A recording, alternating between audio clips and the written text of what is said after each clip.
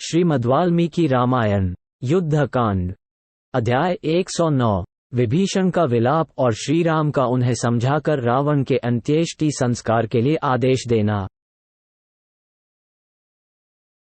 पराजित हुए भाई को मरकर रणभूमि में पड़ा देख विभीषण का हृदय शोक के वेग से व्याकुल हो गया और वे विलाप करने लगे।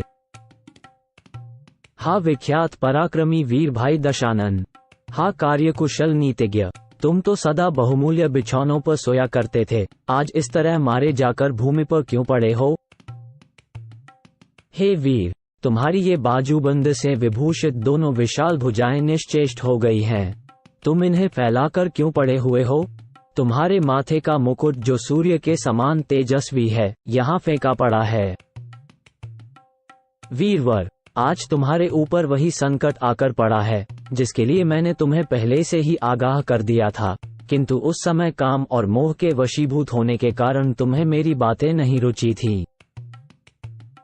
अहंकार के कारण न तो प्रहस्त ने, न इंद्रजित ने, न दूसरे लोगों ने, न अतिर्थि कुंभकर्ण ने, न अतिका ने, न नरांतक ने और न स्वयं तुमने ही मेरी बातों को अधिक महत्व दिया था।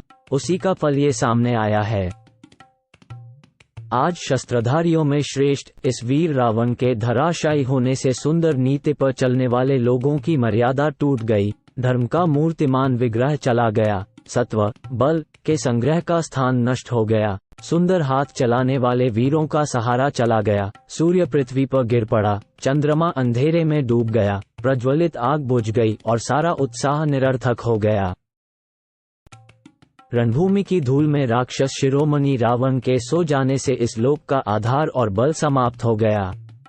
अब यहाँ क्या शेष रह गया?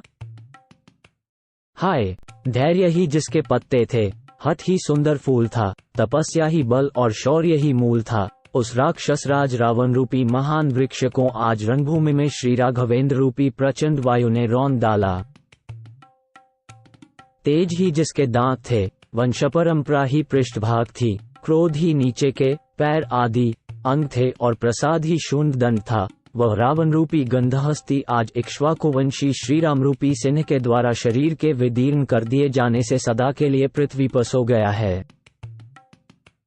पराक्रम और उत्साह जिसकी बढ़ती हुई ज्वालाओं के समान थे, श्वास ही धूम था और अपना बल ही प्रताप था, उस राक्षस रावण रूपी प्रतापी अग्नि को इस समय युद्धस्थल में श्रीराम रूपी मेघ ने बुझा दिया।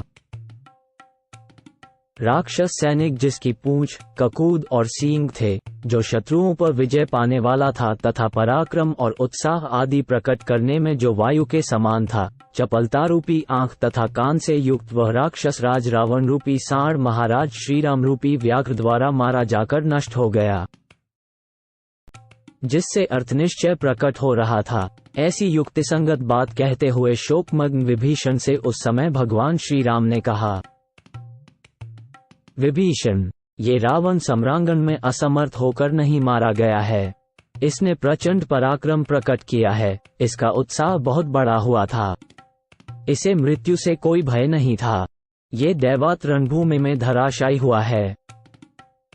जो लोग अपने अभ्युदय की इच्छा से क्षत्रिय धर्म में स्थित हो सम्रांगण में मारे जाते हैं, इस तरह नष्ट होने वाले लोगों के विषय में शोक नहीं करना चाहिए। जिस बुद्धिमान वीर ने इंद्र सहित तीनों लोकों को युद्ध में भयभीत कर रखा था, वही यदि इस समय काल के अधीन हो गया तो उसके लिए शोक करने का अवसर नहीं है। युद्ध में किसी को सदा विजय ही विजय मिले, ऐसा पहले भी कभी नहीं हुआ है।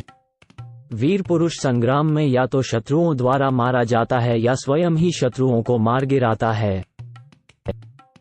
आज रावण को जो गति प्राप्त हुई है, ये पूर्वकाल के महापुरुषों द्वारा बताई गई उत्तम गति है। क्षात्र वृत्ति का आश्रय लेने वाले वीरों के लिए तो ये बड़े आदर की वस्तु है। क्षत्रिय वृत्ति से रहने वाला वीर पुरुष यदि युद्ध में मारा गया हो तो वह शोक के योग्य नहीं है, यही शास्त्र का सिद्धांत है। शास्त्र के इस निश्चय पर विचार करके सात्विक बुद्धि का आश्रय ले तुम निश्चिंत हो जाओ और अब आगे जो कुछ प्रेत संस्कार आदि कार्य करना हो उसके संबंध में विचार करो। परम पराक्रमी राजकुमार श्रीराम के ऐसा कहने पर शोक संतप्त हुए विभीषण ने उनसे अपने भाई के लिए हितकर बात कही।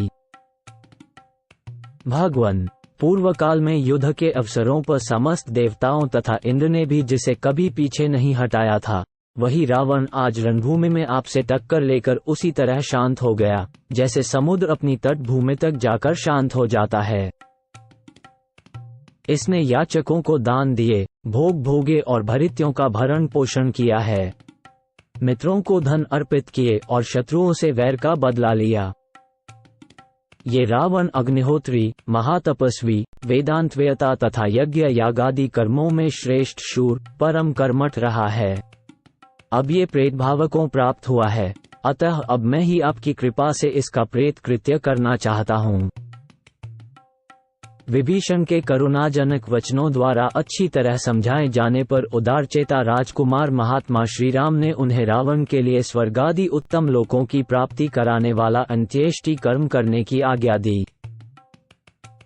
वे बोले, विभीषण, वैर जीवन काल तक ही रहता है, मरने के बाद उस वैर का अंत हो जाता है। अब हमारा प्रयोजन सिद्ध हो चुका है, अतः अब तुम इसका संस्कार करो। इस समय ये जैसे तुम्हारे स्नेह का पात्र है, उसी तरह मेरा भी स्नेहभाजन है।